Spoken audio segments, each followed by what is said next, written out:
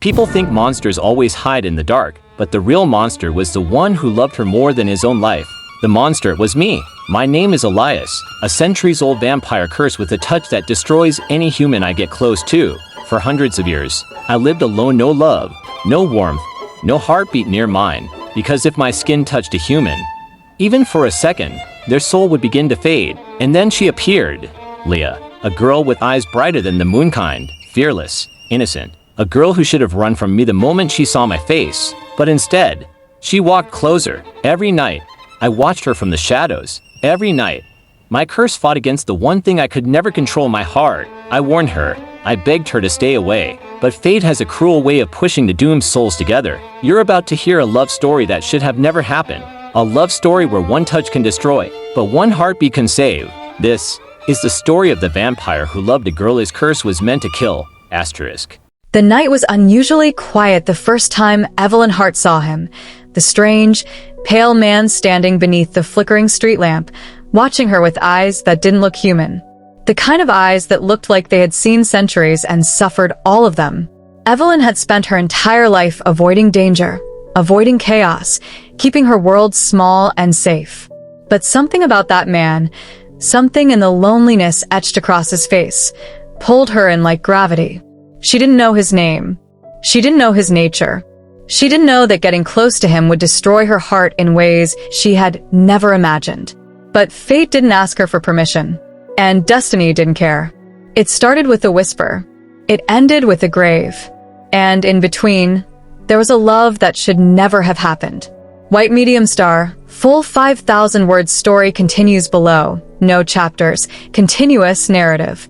Evelyn lived in a small town called Wexford Pines, a place where the nights were silent and the woods felt older than the world.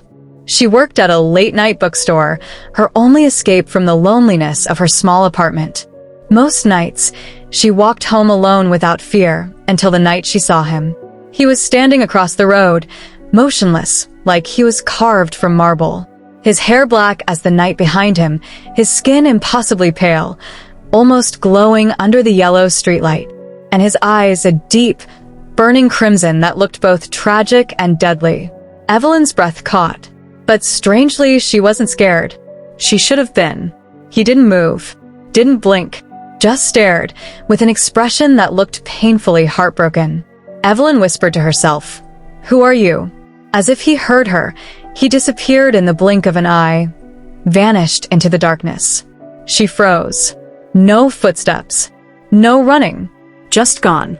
That should have been the end. But it wasn't. White medium star the next night. Evelyn was closing the bookstore when she felt the air shift, colder, heavier. When she looked up, he was standing right outside the glass door, his eyes fixed on hers again. Her heart felt like it skipped a beat. She unlocked the door slowly. "You came back," she whispered. His voice was deep, smooth, and carried centuries of sadness. "I shouldn't be here." "Then why are you?" she asked, her voice trembling but not afraid. He looked away as if the truth was a burden he couldn't carry. "Because I can't seem to stay away." Evelyn felt something inside her soften, the way people instinctively soften toward broken things. "What's your name?" she asked. He hesitated. Finally, "Lorien." A strange name. Ancient. Almost poetic. "Lorien," she repeated softly, and something in his expression shifted, like hearing his name from her lips hurt him and healed him at the same time. He stepped back. "You should go home. This place is not safe for you." "Why?" He looked at her with an ache that made her chest tighten. "Because I am not safe for you." Before she could respond, he vanished again. White medium star, but that was only the beginning. For the next 2 weeks, she saw him everywhere. On rooftops, near the woods, outside the bookstore, watching her from a distance with that same tortured expression. He never touched her, never came close, never spoke again. But every night, he was there, like a ghost guarding her. And the strangest thing? Evelyn started to feel safer because of him, not to spite him. She wanted to know him, to understand him, to help him. But truth was, he was already falling in love with her from a distance. And he hated himself for it. Because Lorien wasn't human. He wasn't alive, and his touch, his very existence, was deadly. White medium star the night everything changed. It was raining hard when Evelyn left the bookstore. Thunder rumbled in the clouds, and the streets were empty. She was halfway home when she heard footsteps behind her, loud, heavy wrong. She turned around. A man was following her. "Hey, sweetheart," he called out. "Need help?" Evelyn's stomach twisted. He was drunk, stumbling, but his eyes were dangerous. He grabbed her wrist. "Come have a little fun." She tried to pull away, but his grip tightened. "Let go of me." "No," he snarled. Then suddenly, the man was thrown backwards 10 feet through the air as if an invisible force had slammed into him. Evelyn gasped.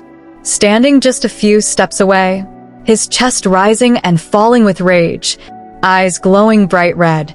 Lorien. He grabbed the drunk man by the collar, lifted him like he weighed nothing, and growled, "If you ever touch her again, I will tear your soul apart."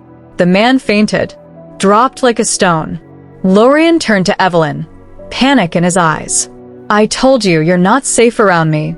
"You saved me," she whispered. "Evelyn, you don't understand." His voice cracked. "I barely controlled myself. One wrong breath, and I could have destroyed you too." She stepped closer. "But you didn't." He stepped back like her nearness burned him. "I want you," he whispered, tortured. "But I cannot have you." "Why?" "Because everything I touch dies." He vanished. And for the first time in years, Evelyn cried, not from fear, but from heartbreak. White medium star the truth. Evelyn didn't see him for 3 days. On the 4th night, she ran into the woods searching for him, something pulling her toward him with an ache she couldn't ignore. "Lorien," she called out into the darkness. No response. She kept walking until the world around her felt different, colder, quieter, like she had stepped into another universe. Then she saw him, sitting against an ancient tree, hands covered in blood, his own, face twisted in pain, eyes dull, like the life inside him was dying all over again. She rushed toward him. "Lorien, what's happening?" "Don't touch me," he yelled, voice breaking. She reached anyway.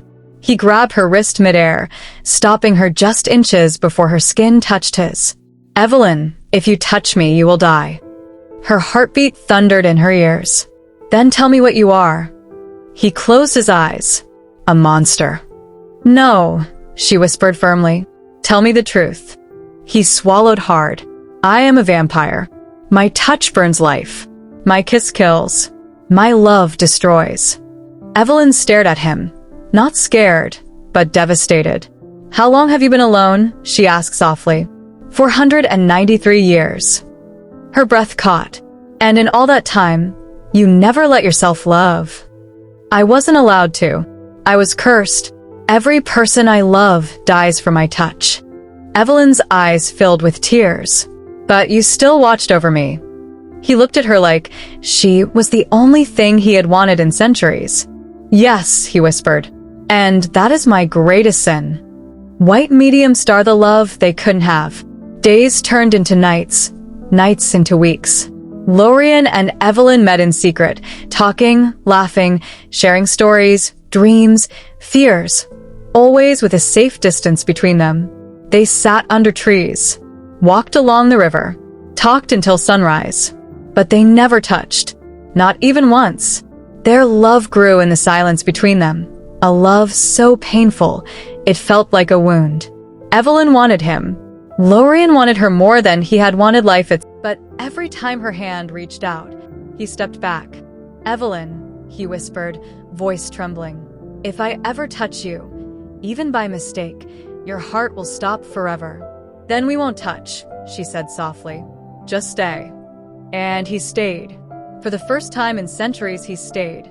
White medium star, but love is never safe. One night, Evelyn didn't show up. Lorien felt something inside him twist, violently. He felt her fear. He felt her pain. He felt her slipping away. He ran. He found her in an abandoned barn, tied, gagged, bleeding. The same drunk man from before had kidnapped her, furious at the humiliation Lorien caused him. The man held a knife. "You ruined my life," he shouted at Evelyn. "Now I'll ruin yours." Before he could finish, Lorien materialized behind him, gripping his shoulders like iron. "What do you want?" the man screamed. Lorien's voice was death itself. "She is mine." He snapped the man's neck effortlessly. Then he turned to Evelyn, shaking, terrified, sobbing. He rushed forward, then froze mid-step. If he touched her, she would die. But she was bleeding badly. She was fading. "Lorien," she whispered weakly. "Please." His heart broke. He knelt before her, inches from her skin, hands trembling uncontrollably. "I can't heal you," he whispered. "My touch will kill you." "Then don't touch me," she whispered. "Just stay with me." And he did. He cut her ropes with his claws but never touched her skin. He carried her, lifting the cloth only where he could hold without touching her body. He kept her alive, but her blood, her smell, triggered the curse in him. His eyes glowed. His breath grew ragged. He was losing control. "Lorien," she whispered weakly. "Don't leave me." "I can't stay," he cried. "If I lose control, I will kill you." He ran away into the night, screaming, fighting himself. White medium star, the ending that broke the curse, and her heart. Evelyn recovered, but Lorien never returned. Weeks passed, then months. She searched for him everywhere. The woods, the river, the rooftops. Nothing. Until one night, she found him lying at the base of the same ancient tree. Pale, lifeless, cold. Dead. Her knees buckled. No, Lorien, wake up," she cried. A whisper escaped his lips. "Evelyn." She cupped his face with trembling hands, forgetting the curse, but nothing happened. No burning, no pain, no death. She touched him again, and again. He gasped, eyes widening, realizing. "The curse," he whispered. "It's gone." Evelyn sobbed. "What happened to you?" "I broke it," he whispered. "There was one way. The old scroll said the curse ends when a vampire willingly gives up his immortality, gives up everything for the one he loves." Her heart shattered. "What did you do?" she whispered. "I gave up eternity, to feel your touch, even once." Tears streamed down her face. "Lorien, you'll die." "I know," he whispered softly. "But at least I died human, with you."